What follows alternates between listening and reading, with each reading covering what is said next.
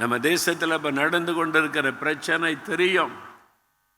சுயமாக யாருடைய கட்டுப்பாடும் இல்லாதபடி செயல்பட வேண்டிய தேர்தல் கமிஷனை குறை சொல்லுகிற அளவிற்கு போராட்டம் நடத்துகிறாங்க. இதெல்லாம் இன்றைக்கு தேசத்தில் காணப்படுகிற விஷயம். அவங்க ஒரு அதிகாரம், தேர்தலை நடத்தி நியாயமான தீர்ப்பை சொல்ல வேண்டிய அதிகாரம் பெற்ற ஒரு அமைப்பு ஒரு கட்சிக்கு சாதகமாய் செயல்படுகிறது என்ற குற்றச்சாட்டை எழும்பி தேசமெல்லாம் இன்றைக்கு காரியம் நடக்கிறது. நம்முடைய பொறுப்பு, எங்கள் தேசத்தில் நீங்கள் ஆளுகை செய்யுங்க. இந்த மாதிரி அதிகாரத்தில் கர்த்தர் ஆளுகை செய்து நீதி நியாயத்தோடு ஒவ்வொருத்தரும் செயல்படணும்னு நாம் ஜெபிக்க வேண்டும்.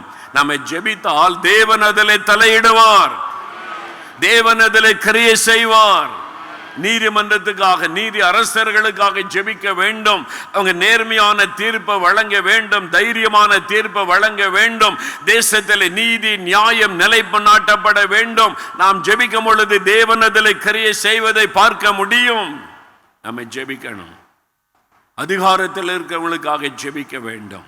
முதலமைச்சருக்காக, மந்திரிமார்களுக்காக, எல்லாருக்காக ஜெபிக்க வேண்டும் என்று வேதம் சொல்லுகிறாரு. அப்ப இதெல்லாம் வேத வசனத்தை அறிந்து அதை சொல்லி நாம் ஜெபிக்க வேண்டும். எபேசியர் 6:18 சொல்லுகிறது, சகல பரிசுத்தவான்களுக்காக ஜெபம் பண்ணுங்கள். முக்கியமா ஊழியக்காரர்களை குறிப்பிட்டு சொல்லப்படுகிறது.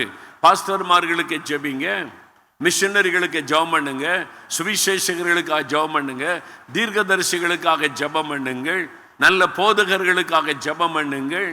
எல்லாருக்காக நம்ம ஜெபிக்க வேண்டும்.